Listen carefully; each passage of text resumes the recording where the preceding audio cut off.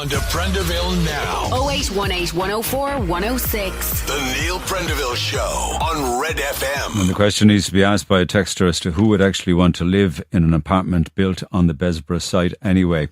This is a very interesting one. Excuse my ignorance, Neil. Is there something I'm not understanding? Is Besborough not a crime scene?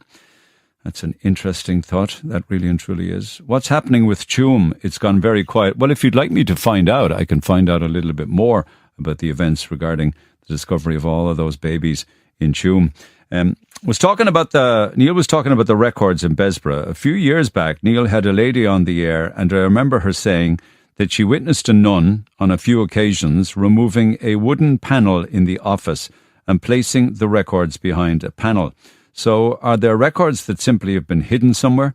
I've often wondered if anyone ever followed up on that information. These are the unmarked graves of little children, and if the government allows this development to go ahead, it will have the hallmarks of a very, very serious cover-up. He's kind of said that up until this point, the government could do nothing about the matter. I'm talking about Micheál Martin now. I know the Echo reached out to him but got no response yet anyway. But he said that until such time as the decision was made by An Bord Pleanála, the government could not do anything about it. In the same breath, he said that the fault on this, to where we are now, lies with Cork City Council for not getting involved in this sooner, for not compulsorily purchasing the site, and then we wouldn't be having any conversation. This would be a memorial and a graveyard. But he also said, and I'm paraphrasing, now that, well, I'm saying this, but it would naturally follow for him to say it, that now that the decision of An Bord Pleanála to grant permission to build an apartment block or different apartment blocks down there, that they can then intervene at this stage.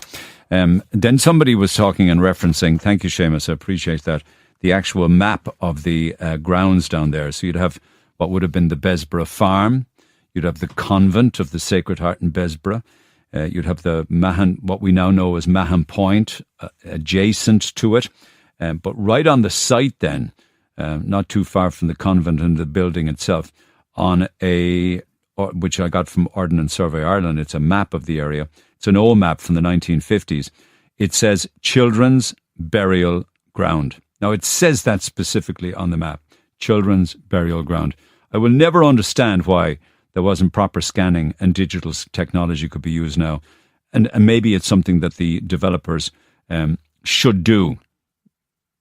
And if something is found, then perhaps there should be a very, very delicate process to dig and to excavate. Because it says it on a map in the 1950s anyway, Children's Burial Ground. So to those that have been wondering, actually, and I'm curious as to what is being made of the Besborough story by those within the Tuam Mother and Baby Home Alliance. Breeda, good morning. Good morning, Neil. Breeda Murphy is PRO. An interesting text there saying, Neil, what's happening in Tuam? It's gone very quiet. So before I address Besborough, what is the latest there with regards to the Tuam survivors and the families?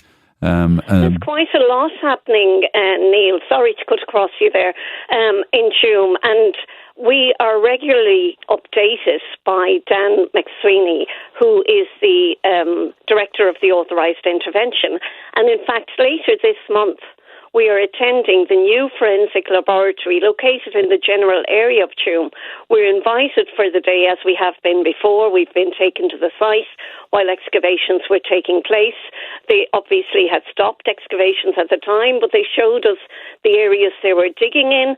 And later in the month, we are invited, as I said, to see the new forensic laboratory where the remains of children and various pieces of artefacts will be kept. So we're updated regularly, and we're heavily involved in looking for justice for the children of all the mother and baby homes, Dunboyne, Shanross Abbey, to where when Tuam closed in 1961, many children and mothers were sent. They also went to St. Patrick's in Dublin, and the Commission of Investigation, Neil, told us that 9,000 children died within 18 institutions.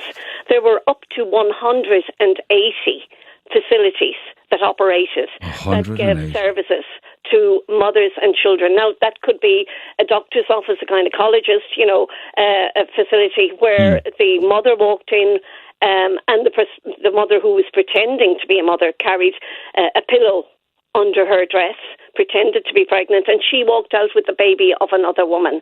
And we have all of that on record. And the 9,000 babies, all of which there should be a cause of death, right? Yeah, well, there is a cause of death according to, you see, there are death registers. If you go to Project Infant, which is Daniel's resource, Daniel Loftus of Cork, Daniel has all of those names of the babies, and if you look into it further, you will see what is put down as the cause of death. But that may be a work of fiction, and I say that, with the best intention in the world in many ways, because I have to give the religious order some respect, because the state placed them in that role and paid them. The state has a lot of responsibility here, and Micheál Martin was a TD at the time for 9 years while Besbra was operating. He's in the adjoining constituency, and he spoke at the memorial last year to say that the Besbra lands should be protected. In other words, that they should not be built upon. And why did he not move all of these years since 1989, when he went into Dáil Éireann? Why do they not move? Why do they wait until the local council grants the planning permission to... No, I have to correct you there. This would be on board Pleanála would have overturned a decision that went against the planning, which allows the planning to go on. The City Council are being criticised because they didn't intervene soon enough and purchase it compulsorily, so we wouldn't even be having this conversation now. But no, it's not an apology necessary. I'm just saying it's just this is the timeline that got us to where we're at. But with regards to the excavation in Tuam, it's potentially 796 children and babies died there, right? That's right. Yeah, and up to the age of 8.5. Up to the age of 8.5. And how many sets of remains have been recovered? Less than 100 at this point. It's in the late 70s, but I would think there's some more since we got the last report. We will get another report this month. Okay. To give us other figures. Yeah. Okay. And the excavation is it's called a subterranean vaulted structure. Would you explain what that is? The excavation is of the entire site, and up until 1937, when the sewage system that was there was operating, there were contracts for coffins. So those were publicly placed on the newspapers. And there are coffined burials. And that's what the excavation so far has found, that the burials they got were coffined. Now, they could have 4 sets of remains to a coffin, but they were coffined burials. They've not yet gone into the area we call the Memorial Garden, which is where the test excavation in 2016 and 2017 by Dr. Niamh McCullough found that the sets of remains that she found at that time dated to the year of the home. You will remember that Catherine Spone came out and said how shocked she was because they had presumed that those were workhouse burials when the 2 boys fell into the site, and afterwards they alerted the priest and the Gardaí and the council, and the area was filled in and prayers were said, and that was where it was left then in the 1970s, 1980s. Catherine Corless came along, of course, and changed all that. Catherine has done tremendous work. And, for all of the other sites as well, we must commend Catherine, because had she not investigated Tuam, we wouldn't know about Besbra, perhaps. Why was there talk of this? Know about Shanross Abbey with over 1,000 children missing. Oh, there we go. Why did you mention that in some cases 4 children could have been buried in a coffin? In Tuam. Well, for the remains that were found, there were multiple burials at times. But you have to remember that was very, very recent when the Magdalene sisters, the Sisters of the Magdalene Laundry in Dublin, wanted to bury the sets of remains. They found an extra 22 sets of remains. They applied for a licence. The lands were being sold. They dug up the area and found 22 sets of remains of Magdalene women. They didn't know their names. They still do not know their names, and those women they wanted buried in coffins together, and the council wouldn't allow it. And ultimately, the religious order, against canon law, cremated those remains. Those remains were cremated, which means that we will never know the DNA or never know who those women are if there is no documentary evidence to support who they were. And indeed, the religious orders put religious names on the girls, so we don't know how long they were there. So there's much more to this. There's also the aspect, Neil, of the mental asylums, which have never been investigated. And in relation to Tuam alone, and I know it's possibly true for Bessborough, were you a mother in Tuam who was disagreeing, and within the first year, it opened in 1925, within the first year of them being there, they were being sent already to the Magdalen laundry, maybe because they wouldn't do the chores that were set out for them. Maybe they were causing a row with another lady, or we do not know. But either way, the threat was you will either go to Tuam or you will go to the asylum in Ballinasloe. And they did. They did. There was rooting of these women, some very young, who never left the institution. And that's what we have to remember for Bessborough. There was one lady who was in Bessborough for 62 years, remained all of her life incarcerated for giving birth to a child outside of wedlock. Yeah, yeah.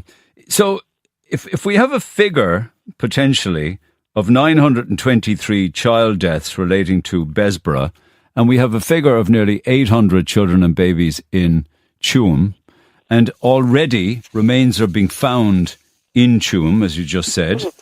Yeah. Just as if day follows night, it's probably the very same in Bessborough. It probably was the practice all over the country, that there are hundreds of babies buried in Bessborough. There are, and the difference is, they often say the community had very little money at that time, and that's absolutely true, but monies were being paid to the religious order. My aunt died in 1933. My granddad was young. He went to the hospital. She died of spina bifida in December. He went to the hospital, retrieved the remains. A local man, who is now deceased, made a little coffin, and they painted it with whitewash. And my dad's earliest memory at 4 years of age was walking alone with his dad, carrying the remains of his sister Marianne to bury her in the local Killeen. I have the most beautiful video of the local Killeen. It was consecrated first in the year 2000.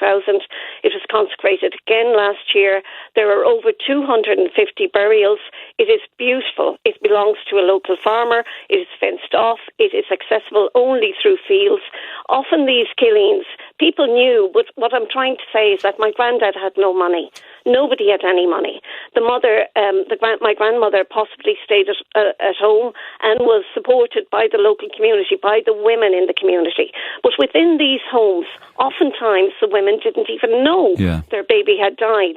Yeah. Or some remark, the child of your sin is dead, was said to one lady. The child of your sin is dead. Is dead. And many of these girls were only 12 years of age, giving birth. One girl down in Bessborough was shackled to the bed to give birth. Like, the girls did not know what was happening to them, as we know from June Goulding's book, which is amazing, Light in the Window. Yeah. I would urge your readers to get that, because that's an eyewitness account, and we're very fortunate to have that. We also have the one from Julia Devaney in relation to Tuam. Julia herself was a child of the institution, came over to it from Glenamaddy and worked there, was the last person to leave in 1961, and she gives eyewitness testimony, which you will hear in the movie, which is being screened for the very first time, Catherine Corliss's movie, The Lost Children of Tuam, tomorrow night at the Galway Film Fleadh. So you will hear Julia's voice, which is amazing. But it must have been barbaric. If, like, the infant mortality rate in Tuam, I'm told, was 5 times higher than the general population. I mean, what kind of births did girls go through? Must have been barbaric. It was much worse for Bessborough. It was much worse for Bessborough. And Bessborough only closed 28 years ago. The government have looked for redress monies from the sisters that ran the Bessborough home. They also ran the Shanmoss Abbey home. They also ran Castle Pollard. And the government have looked for 92 million as their share. They won't pay. Because so many... They won't pay. But the Bon Secours sisters have. They've stepped up to exactly what the government have requested from them. They're paying almost 13 million. And I'm not defending them. I'm saying that the sisters... 13 million is very far short of the 80 or 90 million, though. They're paying what the government requested from the... it's based on how many women went through. The government asked the Bon Secours sisters for 12.9 million. They have paid... or are paying 12.9 million. So has full financial retribution been made? Well, it's being made, if it hasn't been made right now, by the sisters of the Bon Secours. Okay. On the other hand, the sisters that ran Besborough are ignoring the call from the government. Sheila Noonan did the report for the monies that they are responsible for. They will not pay anything, yet they ran 3 homes.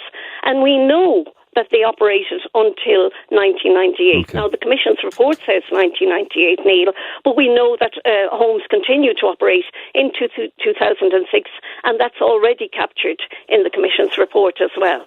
You know, it's there. It's called The Castle. It was in Donegal. It was supported both by administrations in the north of Ireland and here in the south. I just get the impression myself that the same type of behaviour probably existed in Tuam as did in Besborough, and I know that we've mentioned already that some remains have been found, and a number of them, but and you believe that potentially many more remains will be found in Tuam, yeah? Oh, I hope so. I hope so, because where are they? You know, we do know about illegal adoptions, but not that many would have been illegally adopted. And we know, for instance... No, but we were talking about registered... We're talking about registered deaths now, not adoptions. Okay. Yeah. Yeah. So... registered deaths, of 800 approximately for Tuam. And we are hopeful of finding them. But likewise, it's over 1,000 for Shanross Abbey registered deaths. Yeah. No, but my point is, if 77 sets of infant remains have been found so far, that search, if you like, will continue and that number will rise. And if that was happening in Tuam, I know I'm repeating myself, the chances are there's a similar horrific story in Besborough. But yet there's no scanning, there's no digital scanning, there's no sympathetic dig, nothing at all. And Neil, that is primarily because we have to prove, or Carmel Cantwell, or Maureen Considine, or Daniel Loftus has to prove that the remains in Besborough are manifestly inappropriately buried per the legislation. Now, they don't even explain what manifestly inappropriately buried is. But there's a map from the 50s that says children's burial grounds. That would be a good start, wouldn't it? It would be a great start. But the problem is that in Tuam, they know that the remains were placed one on top of another in a disused tank that was holding human waste at one point. And even if it never held held babies in a septic tank. It was designed to hold human waste. That was always my point, that if it didn't hold human waste at the time, it was designed for that. And by connotation, therefore, the remains that were placed there were considered human waste. And that covers the manifestly part of the inappropriate burial. Okay, so talk about inappropriate. It kind of backs up the belief among some who are running institutions like this, that this was the devil's child, that it was a sin. And the baby was, I suppose, procreated out of evilness and deserved nothing more than the remains to be thrown in a septic tank. Yeah, the child of your sin is dead, is the remark. Sean Sherlock, who has left politics, was an amazing man for speaking on this subject, on children under 6 months who are not receiving redress from the Irish state. They spent less than 6 months in the home. Now, we have one man from Tuam who does not qualify simply because he was born with a club foot, and we think it was his mum who took him to St. Patrick's in Dublin, from where he, at the age of 4, he was adopted out to America.